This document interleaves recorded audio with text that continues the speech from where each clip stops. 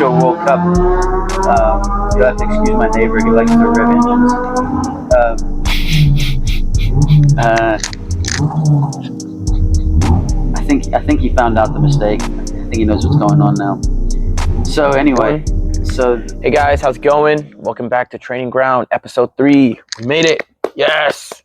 No guests today, but you have us, so that should keep you mostly entertained. I believe so. Never. Yeah. Today we're just gonna kind of go over something that we kind of experience as coaches, and then I think players also experience this. We see it all the time in like youth soccer. Players who look great at 10, 11, and then 3 years later they're kind of like the exact same player, and there's not really any real improvement. And plateau is the topic of today, and I want to ask you, boss, like, when do you think most players hit plateau? It's a good question. I think if you get a kid that's really, really good at 8, 9, 10, 11, and he gets hyped up or she gets hyped up, and they stay in the same environment and they don't change by 14 or 15,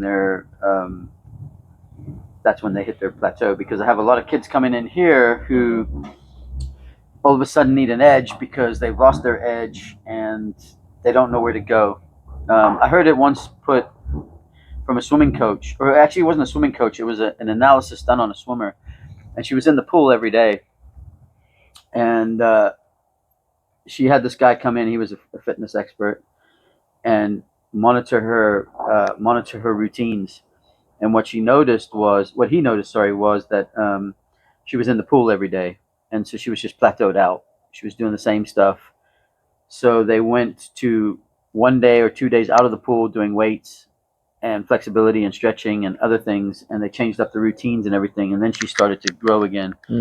So if you're in the same team, and this is what happens a lot in youth soccer, somebody gets put into a team, they never get moved down to the B team because there's a transaction involved in youth soccer in America, so they never get moved down. If they do get moved down, it's a problem. They're going to leave the club. So if your kid does hit a plateau, what are you going to do? Should you go down to the B team and play more? Should you do extra training? Why are they hitting the plateau? If they're stuck in the same routine, the same team, the same coach, the same training methods, the same everything, you're probably gonna get stuck. And you're gonna hit this where you were making, but it's a slow trajectory, because if you watch kids that come in here who are not as good, who are just beginning, they do this, versus the kid that's been playing for a while, they're doing this.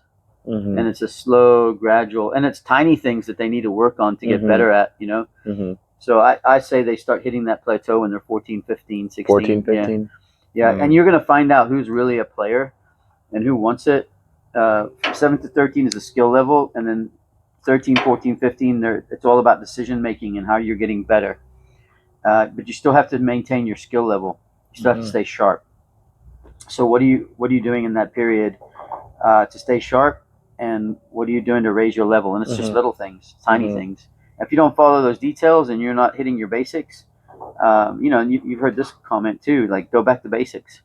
You have to go sharpen your basics again, because if you're just doing tactical and you're just doing possession, you're not going to stay technically sharp. Not sharp as you should. Right. So that's my opinion. People can argue with that. Okay, but I see kids come in here all the time who say, "Man, I've hit a brick wall. I don't know what to do to go to the next level." And you find out there's little things they're missing. They can't hit volleys. They can't hit side volleys. They can't hit half volleys. They can't hit. Their heading's not good enough. Their first touch is still off. They're not. And that's why you see so many European players. They produce so many players to South America because they're always on the ball, and they're doing it in different environments. Like, I just watched Pele's son.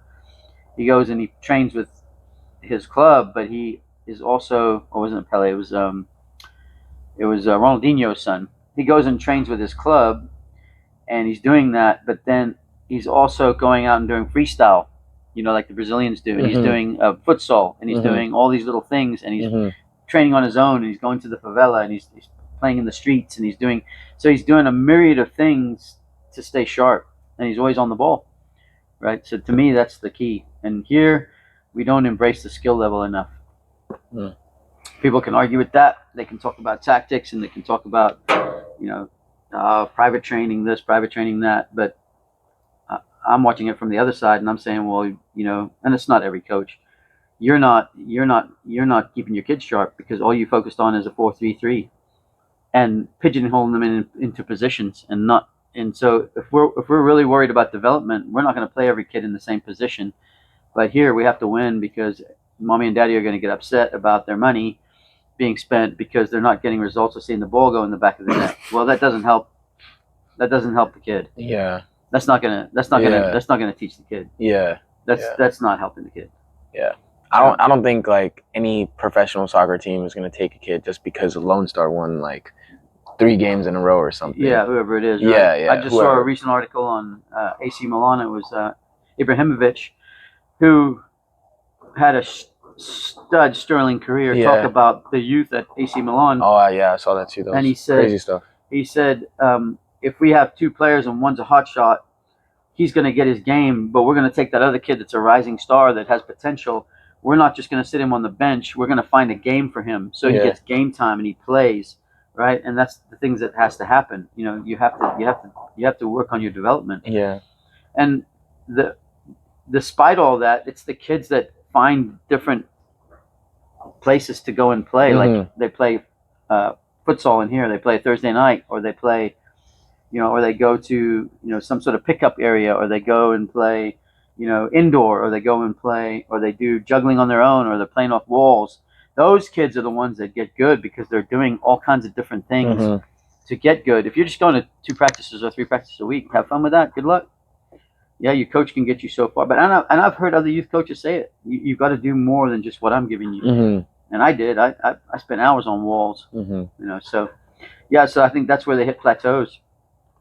And it generally happens because they don't develop their skill level, and they're just playing or training 2 days a week at a club, and they don't do anything else. Do you think it's a training issue or a mentality issue, or kind of somewhat of the both? I think it's a lack of education issue on the game and not understanding what it really takes. Because you have a lot of parents who have never played soccer, so they see it as an athletic contest, and why can't at 10 my kid could outrun everybody and score the goal, but at 15 she can't even. Now all of a sudden that defender's just as fast and with skill and closes her down and takes the ball and is gone, right? Yeah. So if you don't develop your skill level, so it's mentality, it's training time, it's constantly working on your game. Like I had a kid in here this morning. He's constantly working on his game. He plays at school. He plays in a club here. He trains on his own, and you can see it. I mean, I should have filmed the session this morning, but you could see how sharp he is. Where some kids would have struggled with the exercise we did, no problem. He had it, and he was going at pace. We were just trying to clean up like little things. So yeah, it's mentality. It's where you're training, how much training time you're putting in.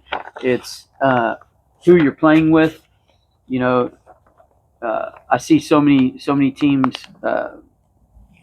just tank when they hit 15, 16, 17. The kids tank. The kids just are like done with it. It's the same old stuff. They've seen all the tournaments. They've done all of it. It's the kid that's still motivated at that time and who's going to go through. So yeah. So if you've got a kid out there that's really good, keep an eye on them. Keep making it fun for them, and find different avenues for them to play and train. It doesn't necessarily have to be your team, which is very important. You should play games, because you're learning tactically. But that's all the decision making. So what's the coach? I don't know what the coach does. I don't know who your individual coach is. So yeah. Cool. Yeah. Before we kind of continue further, and that was great. I do agree with you. I think funny thing is, I like in my development, and I went the other way. I kind of didn't do. How you said like when the kid starts training, it's like boom up here. I started training at maybe 10, 11. I just played soccer. Mhm. And, you know, I get that whole, like, being fast and being all that. And you're like, oh, you can play this game. But then suddenly you realize, okay, wait, you're 14, 15. Everybody's as fast as you. And you're pretty much going to get locked down pretty quick, figured out really quick. So now what do you got to do? So I went and then trained on my own. And then I was like, oh, this is crazy. Like, now I understand. And how did you find this? How did you find the drills and the skills and everything to do on your own? Yeah, you know, research and just kind of like YouTube at the time and all that stuff. I didn't really have a private trainer, but you miss a lot of these things that I learned a lot in here. Just, you know, like you don't find a YouTube video that specifically tells you how much important it is to lock your ankle, or, you know, to do kick bounce or the other things, you know, like V pulls and stuff. You kind of just go off of those videos. But, you know, I did enough to kind of develop more. But then I would say I did hit that plateau at 17, 18. Yeah. And then I just kind of continued my college career. I hit it as an athlete. Yeah. I hit it as an athlete. And so I was smaller, so I had to, like, learn how to play faster because the kids grew past you, you know? And you could hit it in different ways. Yeah. You could hit it and I'm frustrated with the game. I don't know how to progress. Yeah. I'm frustrated with the team. You know, I've seen a kid in here who went from a really average bad team to a to a very, very good team, but kind of more towards the end of her high school career. And she went nuts. She loved it, and then she was able to sign and play, or was going to play with, you know, a Division I school. Oh, nice. But you could see the difference when she went from all these. She had been training on her own, and she was so motivated, and all of a sudden she got into this really good team, and it really helped her, and a good coach. So you know, so she was learning, and she was excited. You know, so you've got to find that, you know, what fuels you, and it's a game of passion. It's a game of work. It's a game of, but you gotta work with the ball, man. You can't get away from the ball. If you start getting away from the ball, good luck. Cool. Yeah. Before we continue further, boss, I want to just do a little fun warm-up game, kind of test the brains. I'm just gonna ask you because, you know, we're both from different times, and this is what I wanted to state. And obviously the World Cup is coming, and you and I have just experienced different World Cups. You know, right? We have mutual World Cups, but you experienced World Cups I've never seen in my life. Right. You know, so I wanted to ask you some questions on that, just the little moments of, like, you know. But first one I want to ask, which World Cup has been your favorite World Cup to watch till now? Till now? Yeah. My favorite World Cup was the 1982 World Cup in Spain, where the Italians won it, because I was pretty young kid at the time, like 12 or 13, you know, and it was really impressionable on me. My first World Cup I watched was 78, and then I watched 82, and I used to watch this video called Goal by Sean Connery. It was a narration by Sean Connery, and it was all about the 82 World Cup, and it sparked a lot in me in terms of soccer. And then, so I'd say that's the favorite, and then, but 78 caught my attention because it was Italy and Holland, Holland and Argentina in the final. So as a young kid, I would just sit and watch and absorb. Like, I had no problem just sitting and watching soccer for hours. And then I would have to say 90. Yeah. Was it the 90s World Cup? The Germans won it. The Germans won it. Oh, yeah. Klinsmann, Mateus, yeah. all those players. Beckenbauer, was it? No, he was the coach. He was the coach. Yeah, he was the coach. He was the coach. Yeah. And Argentina had Maradona. Oh. And so that was a phenomenal. Klinsmann. Yeah. Klinsmann is Rudy Voller. Klinsmann. Yeah. Was Oliver Kahn the goalkeeper? Oh God, I can't remember the goalkeeper at that time. Was it? No, the right back was Andreas Bremer. Yeah. There was I can't remember the whole squad, but great. Yeah, good. Wow. Yeah, Klinsmann was a goal scoring machine. Yeah. Mateus in midfield was. Mateus was. Oh yeah, Mateus is great. Mine would be. I think my first World Cup I fully experienced was 2014. Was that Brazil? Yes. 2014 was Brazil. Germany won, And there was that 7-1 Brazil situation that happened. Then Germany won the final against Argentina. Yeah. I think that was my first World Cup I fully experienced. Right. Like A to Z. You Right. know, like I experienced every game, watched everything. Yeah. But the one that like kind of I was like, yo, this is amazing was definitely 2018 when France won it. Mm-hmm. There were just moments in that World Cup, and I was just like, wow. Mm-hmm. You know, you had I remember. Zidane went off. No, 2018 Barca. Oh, sorry, my bad. Mbappe went off. Yeah, Mbappe went off. You know, against Croatia. No, you're good. I know that I was gonna say like that's Sorry. no, you're good. Yeah. No, that's what I'm saying, right? We have two different like views of that. Yeah. Portugal had Ronaldo take that free kick. He scored a hat trick. That was that World Cup. You know, it was just a fun World Cup to watch, and probably, in my opinion, the best World Cup I've seen. It was just so much going on. Croatia made it to the finals. Argentina got knocked out by France in that crazy game. That's right. Yeah, where they scored volley and stuff, and it was insane. You know, it was awesome World Cup to watch. But yeah, of course, I saw the '96 World Cup. I saw 2 games here. Oh yeah. So I was stood behind all the Argentinians when they beat Bulgaria, and that was phenomenal. That was insane. And then I watched Holland and Brazil in the quarters when Branco bent the ball around the free kick. Wow. I was behind the goal. Oh wow. Yeah. So, that's crazy. Yeah. And amongst all the Brazilians. Which stadium? Cotton Ball in Dallas. Oh wow. Yeah. Oh, yeah. That's crazy. So, my second question is, what's your most memorable moment? You have to give me one moment that you just always are like, wow, this was crazy from a World Cup. A World Cup? Yeah.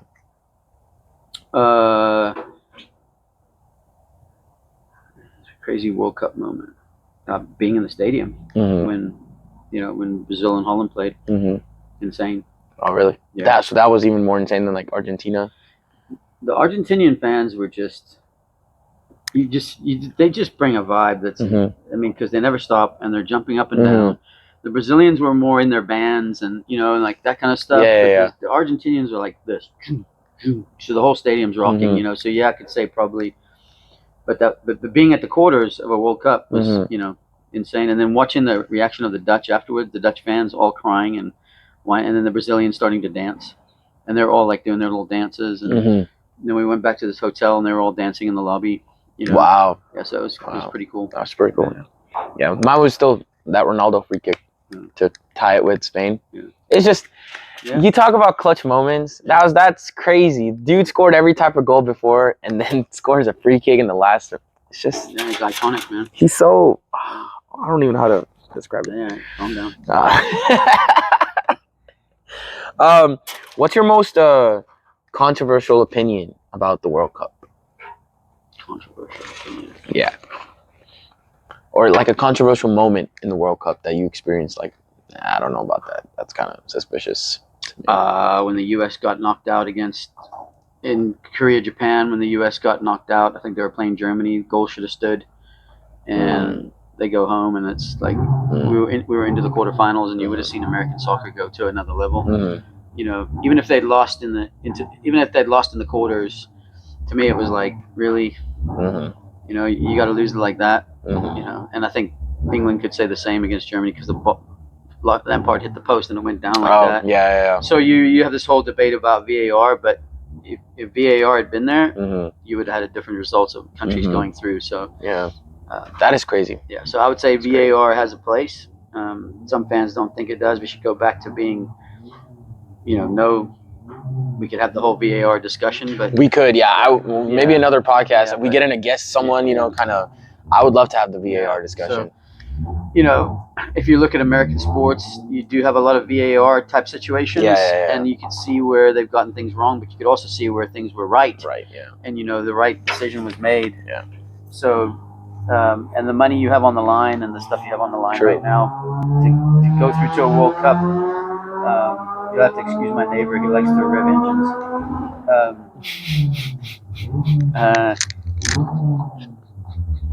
I think he found out the mistake.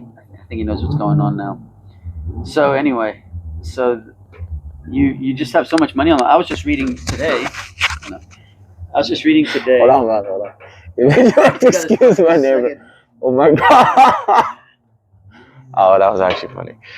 Sorry, what were you saying? So today I actually read an article on, what was I going to say? We were talking about VAR, about, oh no, I've lost my train of thought. I know, from Mr. Rever. So we're talking about controversial moments. They're talking about the World Cup money that's supposed to be paid out. It's going to double. It's going to go. Each country's going to get more, and how some countries are worried that they can even afford the cost of housing their teams and doing things. So can you imagine if you get the results wrong? Right. So if there's not VAR, you lose. If you lose, what is it? What are they going to get now? 50 million. It's like, I think I read it like 50 million. I don't know the exact, but so your federation would lose that money. That much money, yeah. Yeah. So true, it's going up, a lot and of players money are getting more money, and I think they get a certain amount per game. Yeah. 10 point something per game. I'll have to go back and look at the stats, but so you can imagine if those decisions aren't right, you know how it affects those federations. And they're talking about how some of them can't afford it. They're worried about being able to house and the expense of the housing, and they were being quoted 50 to 70,000. I think it was 25 to $50,000 a day to train their teams in certain areas. Wow. Yeah, so that's crazy. That's crazy money right there. Mine would be, and yours actually is. I like it. A moment. Mine was, it's from that 2018 World Cup in Russia. They gave Croatia came second, right? Because France beat them, but they gave Luka Modric the Ballon d'Or because he came second in a World Cup. I just don't know about that, worthy enough. And people disagree with me all the time, but I think he's worth. I was get so sick of seeing, and I love them to death, but I was so sick of fucking Ronaldo and Messi. You can cut that F word out. But, yeah. Come on, man. Let's look at some other players and defenders. And, yeah, but come on, second place. Like what? Just because he made a final. Yeah, but he's world class, man. No, I'm not saying Luka Modric is not world class.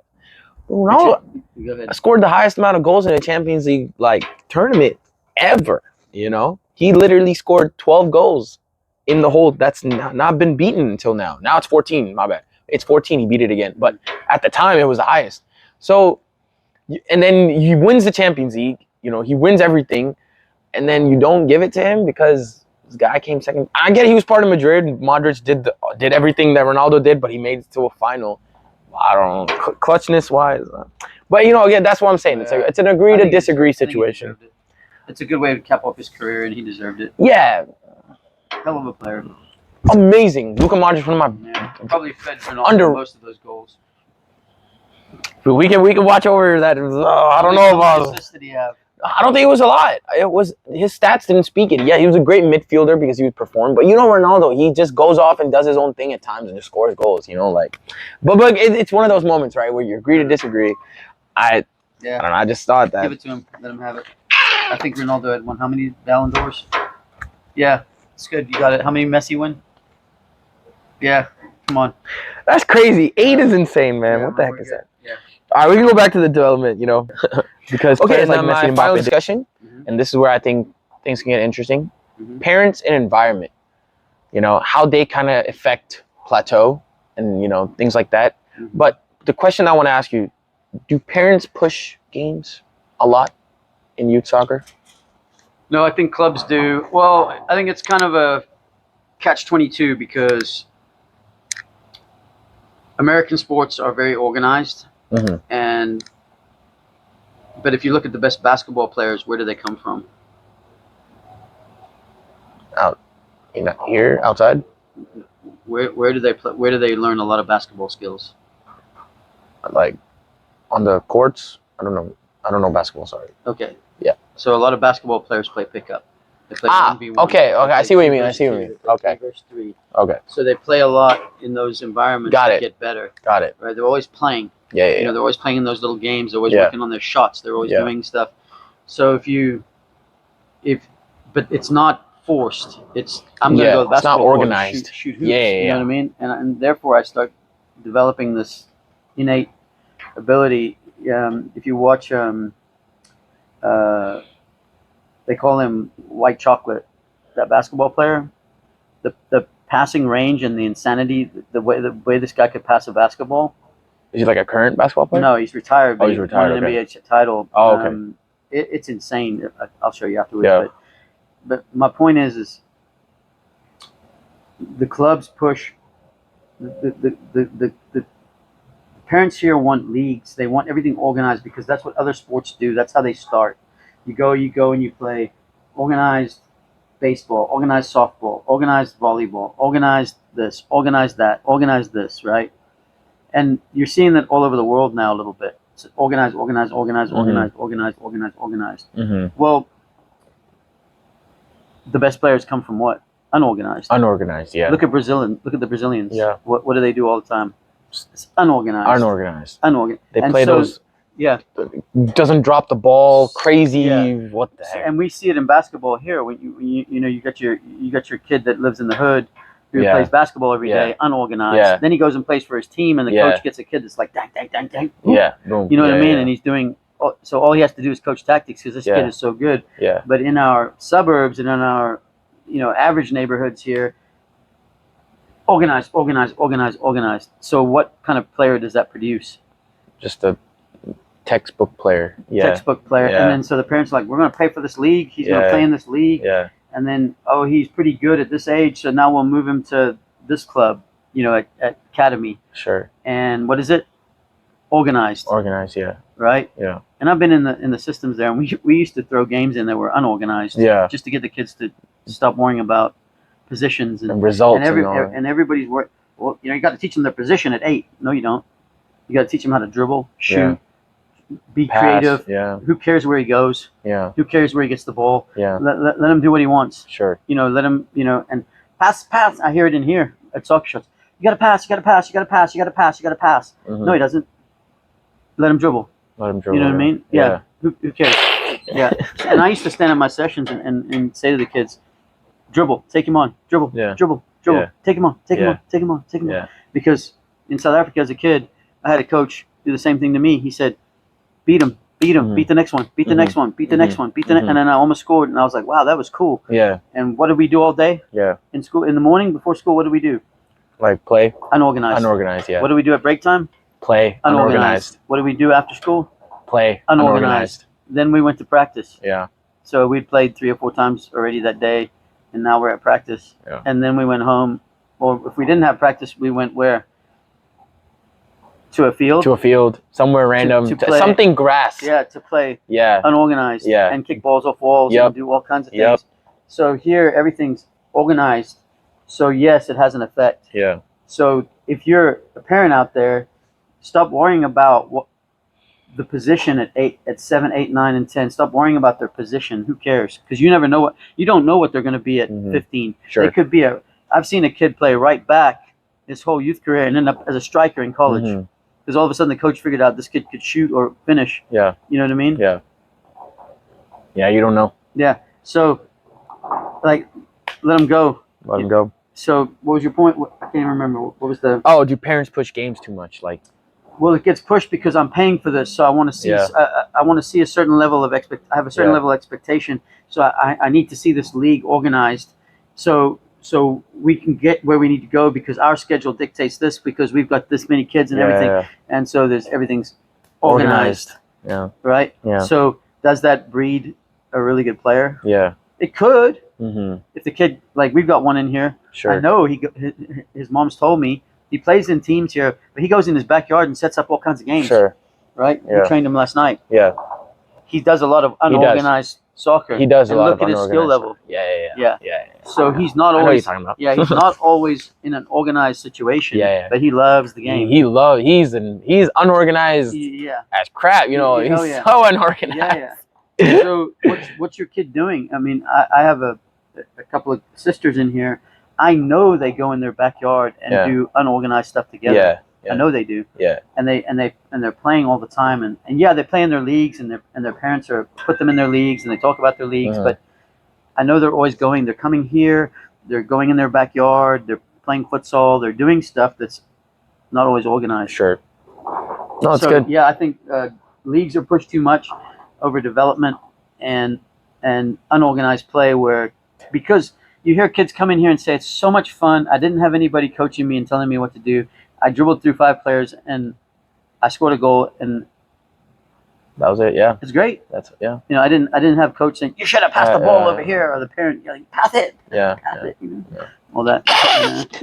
You know, it just drives me Yeah. crazy. No, I think that's Yeah. that's what I wanted to end with. It's just like, you know, You think you wonder why the kids in Dallas are so good? yeah, Because they play futsal. everything. They go do private training. They're always on a ball. Mhm. They're doing stuff on their own. There's little Mhm. pickup games there. Mhm. You know, it's just Something's organized going but on. unorganized. Yeah. You know? Yeah.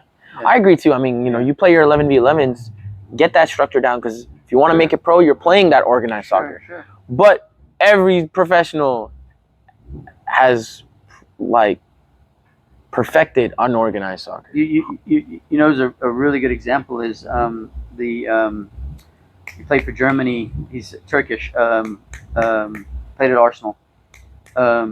Germany, he's Turkish? He played in Germany? He's Turkish, but he grew up in Germany. He grew up in Germany. He grew up in Hamburg. Turkish. Ozil. Oh, Mesut Ozil. Yeah. So he used to talk about how in Hamburg they had this place called the Hedge or something, Mm-hmm. and it was a big hedge in a square, and it was only a certain amount of space in there. Mhm. And he said it was brutal. You go in there, you had to be ready to play. Mm-hmm. And he said they used to do it every day, Mm-hmm. and there'd be 5, 6, 10 kids in there just going at each other. Mm-hmm. You know, Max has talked about in Sweden how they have these cages, and they have 2 little goals built into the side of the cages, and they go in and do 1v1s. Yeah. You know, and all over Sweden they're kickback boards. My buddy and I were talking about it. It just frustrates the heck out of me. You have these training centers here. You have these clubs that have these centers with no kickback boards anywhere. So you can't pass a ball off the wall and stuff Can't do like anything. that. They just go in. It's training, and there's no kickback board. There's no place Wow. where the kids can go and do stuff. We set it up here. Mm. So you know, like how are kids going to grow? They just come out to your field. They do their session. They go home. You know, and the one that goes, I like this a lot. Let me look on YouTube. Let me figure out how I can do this. Sure. Let me do, unorganized, right? Unorganized, Now I'm out in the backyard. Yeah. Unorganized. Unorganized. Not always organized. Great way to end it. Yeah. Yeah. All right. Let the kids play. Let the kids Which play. has been taken away from them. Can't go outside. Can't go in the backyard. Can't go in the front yard. Can't go. Got to be watched all the time. Just training. Organized. Yeah, like little robots. Nice. Yeah. Okay, well, my final talk to you guys. If you think your 12-year-old or your 15-year-old, 16-year-old is plateauing, the thing that they should do is come to 1A Soccer. You know, because we help kids get out of plateau. Yep. Yes, we do. All right, it's a lot of fun in here. I do want to speak about camps. So we have summer camps coming up. A lot is about to be put into place for summer. It's going to be crazy. It's going to be wild in here. Yeah, it's in place, but you know, we're going to have everything popping off. So it's going to be a lot of fun. It's going to be crazy. All the details will be in the description below. Please subscribe, follow, and then keep watching. Thank you for the support, and then we'll catch you on the next one. Thank you guys so much. Appreciate it. All right. Yeah. Bye-bye.